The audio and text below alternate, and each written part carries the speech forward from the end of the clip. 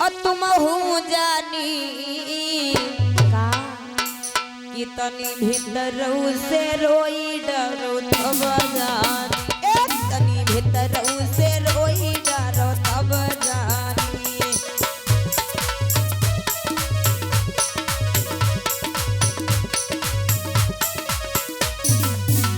सुनो हम जानी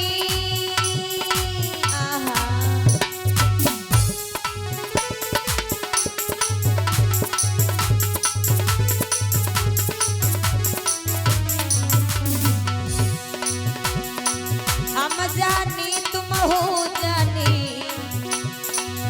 तनी भीतर उसे रोई डरो तब जान।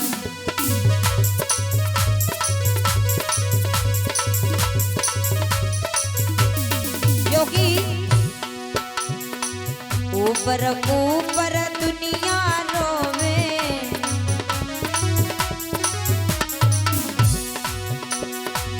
ऊपर ऊपर दुनिया रोवे,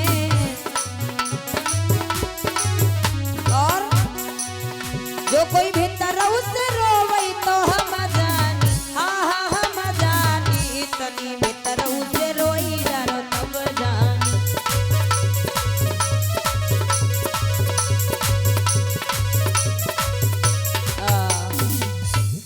जैसे भगवान कन्हैया कहते हैं कि देखो रोना है तो दिल से रो, कोई दिखावा ना करो।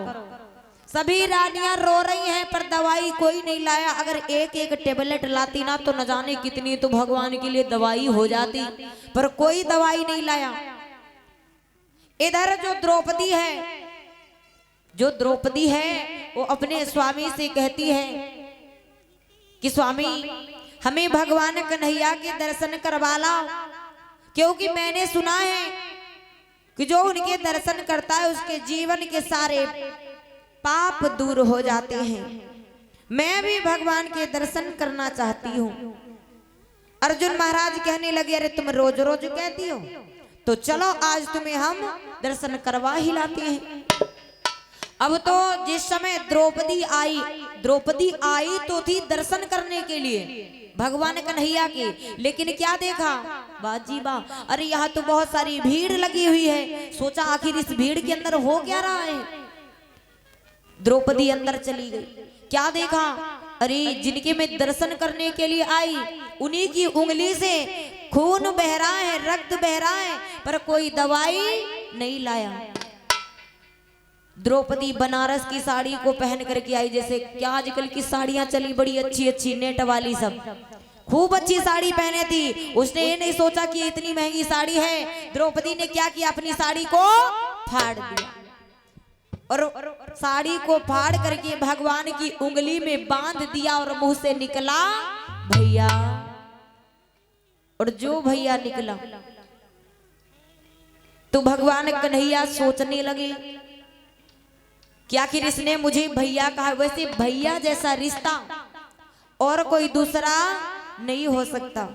क्यों, आप चाहे जितनी भीड़ में खड़े क्यों ना हो, आपको अगर रोड क्रॉस करना है, उस पार निकलना है, इस पार से काफी भीड़ लगी है, आप कह दें कि भैया हमें थोड़ा जल्दी है, उस पार जाना है, आप थोड़ा साइड में हो जाए, वो चुपचाप साइड में हो गया। लेकिन कहूँ कह दो ए मामा तनी तुम किनारे हो जाओ, हम तनी जल्दी चले जाए, तो पीछे मुड़ के पहले तो देखी हो कि हाँ तुम मामा काहे कहो, आज से पहले कब हो मिलबो नहीं करे, फिर भी तुम मामा कह दो, नाना काहे कहो। लेकिन अगर भैया कह दिया तो चाहे बड़ा हो चाहे छोटा हो कुछ पूछेगा नहीं कि भैया क्यों कहा। अब भगवान कन्हैया ने कहा द्रौपदी से कि तुमने मुझे भैया कहा है, तो एक बात बताओ, तुम मेरी बड़ी बहन बनोगी या छोटी बहन बनोगी। अब तो द्रौपदी सोचने लगी बड़ी बनी या छोटी बनी, छोटी बनी या बड़ी बनी, क्योंकि भैया ऊंचे ऊंचे सब चले और नीचे चलई न कोए, जो नीचे नीचे चलई तो सबसे ऊंचा हो। द्रौपदी ने सोच समझ करके कह दिया कि भैया अगर तुम हमें बहन मानते हो तो हमें अपनी छोटी बहन बना लो। क्यों छोटी क्यों बन गई भैया, अरे आजकल दुनिया बड़ा बनने की कोशिश करती है कि मैं सबसे बड़ा बन जाऊं, सबसे बड़ा हो जाऊं, लेकिन द्रौपदी ने कह दिया मुझे छोटी बहन बनाओ। क्यों? क्योंकि द्रौपदी बड़ी चालाक थी। क्यों? क्योंकि अगर बड़ी बहन घर को आ गई, भैया छोटा है, तो भैया जो है ना बड़ी बहन की चाहे सब पर से खाली कर दे, कोई कर्ज ना चढ़ती है। लेकिन अगर बहन छोटी भाई बड़ा है, तो अगर भाई एक का सिक्का तक निकालता है ना बहन के पर्स से, तो ये भी एक कर्ज चढ़ जाता है। वैसे आजकल अम्मा लोग पर्स तो टांगी टांगी चलते हैं, बड़ी बड़ी पर्स लेके चली हैं। उमा धरा का हुआ रुपया नहीं धरे, ना कुछ नहीं धरा।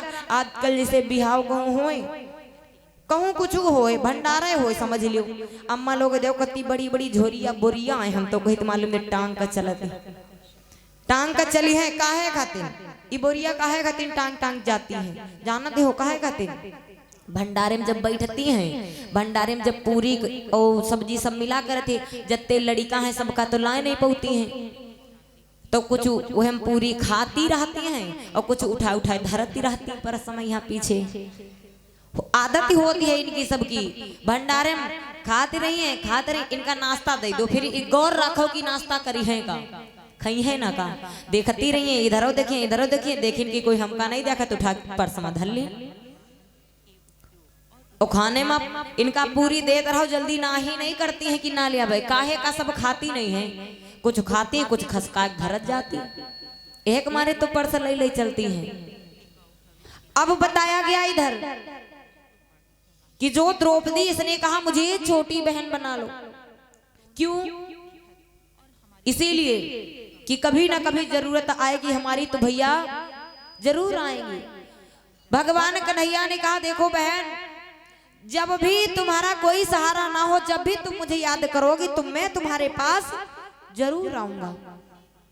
थोड़ी देर तो बैठी रही द्रौपदी, उसके बाद में द्रौपदी वापस लौट आई। और जब द्रौपदी वापस लौट आई, अरे हमारी अम्मा प्रेमकली, अम्मा प्रेमकली तो जहां तो बोल लेते हैं, प्रेमकली अम्मा जी की तरफ से केस मुद्रा, जो दास खंड की वासनी निवासनी है, अम्मा जी से आशीर्वाद की कामना करते हैं। बैठे जाओ।